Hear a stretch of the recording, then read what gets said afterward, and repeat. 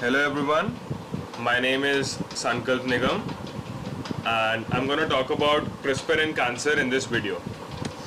Now firstly I'm going to talk about what is CRISPR and how it works and give a brief theory on cancer, and later in the video talk about the literature that we have surveyed regarding CRISPR and cancer. Now CRISPR stands for Clustered Regularly Interspaced Short Palindromic Repeats. So CRISPR is essentially a repeating sequence of palindromes and spacer DNAs, and it is actually a naturally occurring defense mechanism in bacteria.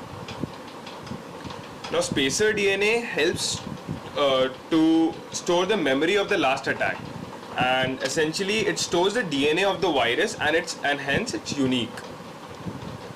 Now before CRISPR there were different genome editing techniques like zinc finger nucleases and transcription activator like effector nucleases.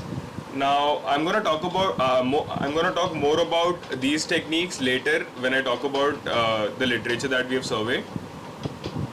Now here's a brief description of the discovery of CRISPR. Now coming to Cas or CRISPR associated proteins have the work of cutting the DNA at the point that we want. So essentially they snip the DNA or act as molecular scissors, and they are present in the vicinity of the CRISPR sequences. So what happens is CRISPR identifies and Cas proteins cut the DNA at that point. So Cas proteins are of various types, and the two of which I have stated here are helicases, which have the role of unwinding the DNA, and nucleases that have the role of cleaving or cutting the DNA. Now gRNA or guide RNAs are essentially the culmination of CRRNA along with tracer RNA. Now what guide RNA does is give the molecular scissor or the Cas protein the location where to cut. So essentially it acts like a locator. Now coming to PAM. PAM stands for Protospacer Adjacent Motif, and is a 2 to 6 base pair DNA sequence immediately following the DNA sequence targeted by the Cas9 nucleus in the CRISPR bacterial adaptive immune system. The recognition of PAM by the Cas9 nucleus is thought to destabilize the adjacent sequence, allowing the interrogation of the sequence by the sgRNA or single guide RNA, and resulting in RNA-DNA pairing where a matching sequence is present. So what essentially is the role of PAM is to destabilize the DNA so that the Cas proteins can act on it and essentially do their work. Now so far we've learned what is CRISPR, what is Cas, what are gRNAs, and now we're going to learn how CRISPR actually works.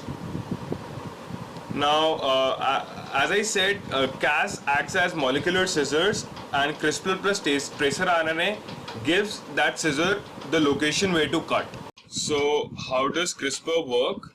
Now to understand how does CRISPR work, we need to undertake two cases. The first case where spacer DNA is present and the other where spacer DNA is not. Now the case where spacer DNA is present is called targeting.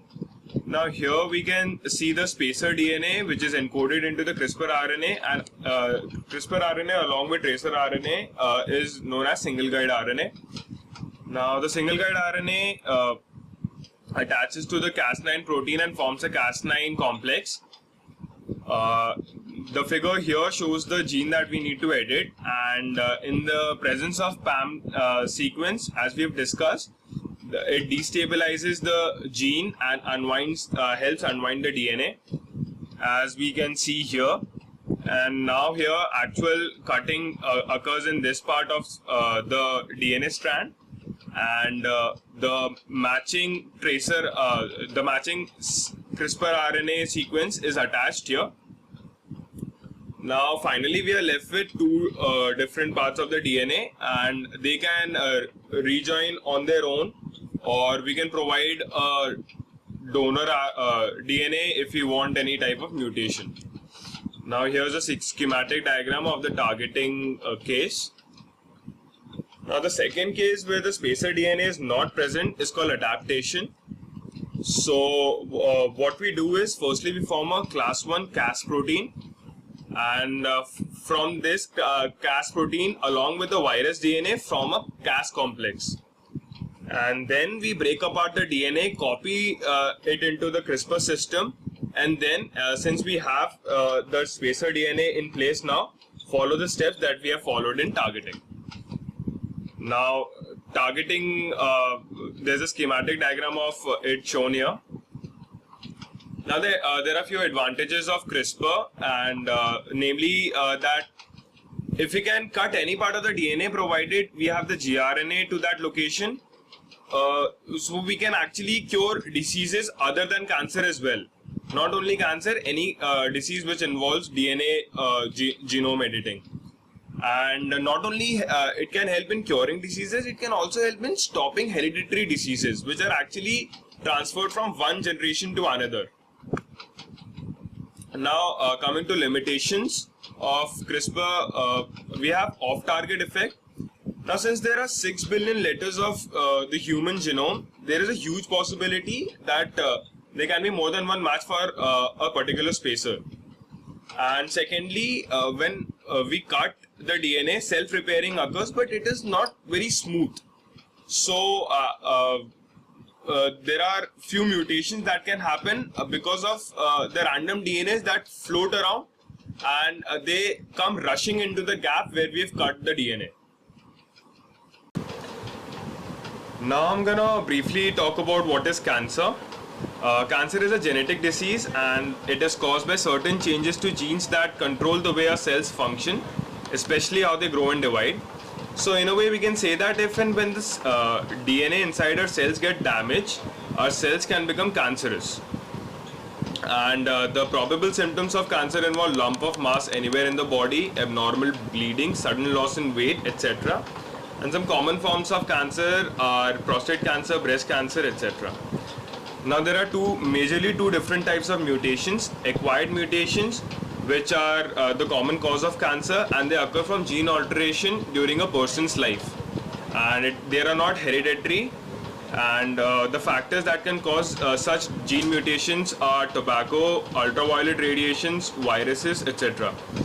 The second mutation is germline mutation, which is essentially the hereditary form of cancer that we have, and the gene alterations affect the reproductive cells, and hence it gets passed from one generation to another.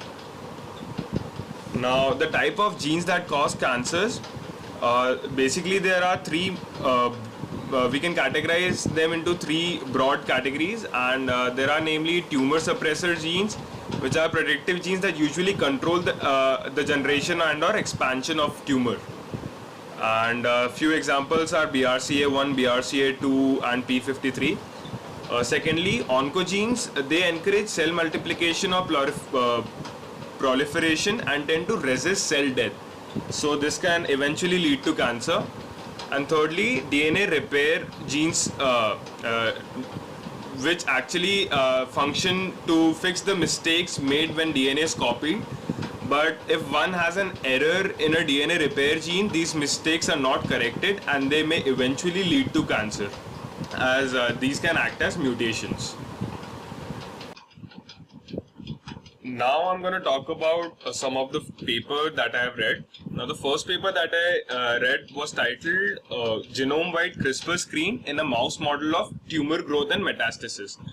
Now firstly we need to understand some of the terms used in the title. So tumor is swelling of a part of a body, generally without inflammation, and it can be both benign and malignant.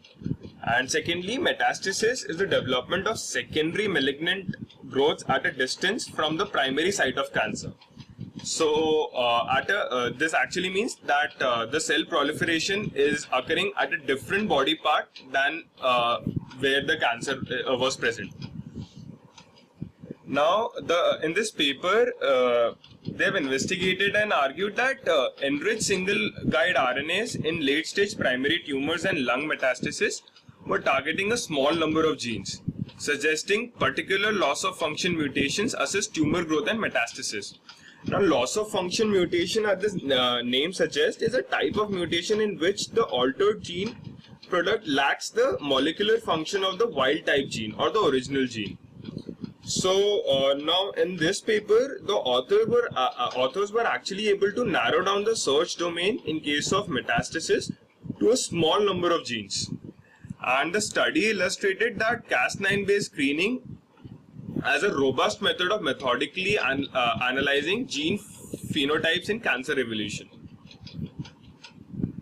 Now the procedure that they had used was they had transplanted the cells from each infection duplicate into 4 mice, using 1 mouse for early tumor sequencing and 3 mice for sequencing of late stage primary tumor and metastasis. So the primary tumors induced by MGCKOA transduced cells grew slightly faster than the tumors from the untransduced cells at the early stage, but at the later stage all the tumors were almost of the similar size. And after around 6 weeks of the transplant, they imaged the mice using microcomputed tomography and found a lung tumor of the mice transplanted with transduced cells, but not in the mice transplanted with untransduced cells.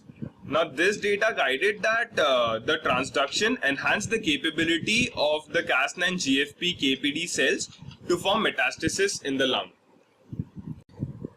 Now the second paper that I read was CRISPR-Cas9 and cancer targets, future possibilities and present challenges. Now the reason behind reading this paper was to understand in depth of how CRISPR and Cas9 has modified over the years and the future possibilities and challenges that it faces. Now in the paper, the authors have introduced and compared different genome editing techniques like ZFN, which stands for zinc finger nucleases, and TALEN, which stands for transcription activator like effector nucleases, to be used in tandem or alone with CRISPR-Cas9. And they have also identified CRISPR-Cas9 to be a technique of the technique which is most powerful and versatile due to the exceptional control provided by it over other techniques. Now there are other few interesting and salient approaches to genome editing using CRISPR-Cas9 that interested me the most reading this paper, and I think is worth talking about. Now, firstly, we have paired Cas9 NICAS strategy, which increases size specificity of the induction of double strand breaks, which with much reduced off-target occurrences. Now, as we know, off-target effect is one of the limitations of CRISPR, and it helps largely in minimizing it. Now secondly, we can construct a fusion protein of catalytically dead Cas9 to foci restriction endonuclease to generate a highly specific RNA guided nuclease. So what actually happens is, in activating the 2 catalytic active sites of Cas9 endonuclease by mutation results in an inactive form, which can still bind to DNA in a gRNA dependent manner, but the bound inactive Cas9 can negatively regulate expression of the gene by sterically blocking access of RNA polymerase to promoter of the gene, and hence a more precise and complex control of gene expression can be achieved by the fusion of this inactive Cas9 to transcriptional activator or repressor domain. And thirdly, to overcome the limitation of large sizes of protein that limit the vectors to be used for delivery in case of Cas9 systems, one can possibly split the enzyme and deliver the halves separately. Now, Wright in his paper designed a split Cas9 enzyme where the nuclease lobe of Cas9 and the alpha helical lobe of Cas9 are expressed at separate polypeptides, and the sgRNA recruits the halves into a ternary complex which recapitulates the activity of full-length Cas9 and catalyzes site-specific DNA cleavage. So these were some of the interesting techniques that I found in this paper. So that is it, and thank you very much.